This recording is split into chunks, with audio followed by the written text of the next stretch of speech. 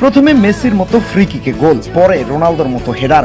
অসাধারণ অসাধারণ। প্রথম ম্যাচে মাঠে নেমেই বুঝিয়ে দিল কেন সুলিভান ব্রাদার্সদের জন্য দেশের মানুষ এতদিন ধরে চাতক পাখির মতো অপেক্ষা করেছে, কেন তাদের জন্য দিনের পর দিন অনলাইনে অফলাইনে লড়াই করে গেছে।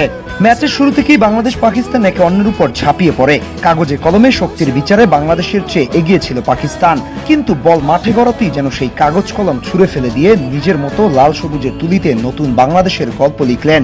সাউথ এশিয়ার মর্যাদার সেই আসরের ক্যানভাসে একের পর এক অ্যাটাক করে বেধিব্যস্ত করে তুলে বাংলাদেশ পাকিস্তান দলকে। প্রথমার্ধেই গোল আসতো, কিন্তু আসেনি কিছু প্লেয়ারদের সেলফিশ আচরণের কারণে।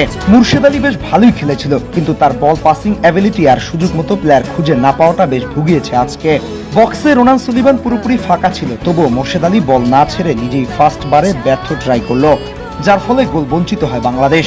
হতাশা ঝাড়তে দেখা যায় রোনানকে, কারণ তার কাছে বল গেলে তখনই গোল আসতে পারত। শুধু এখানেই শেষ না, ডি বক্সের খানিকটা বাহিরে বল রিসিভ করেন নাজমুল হুদা ফয়সাল।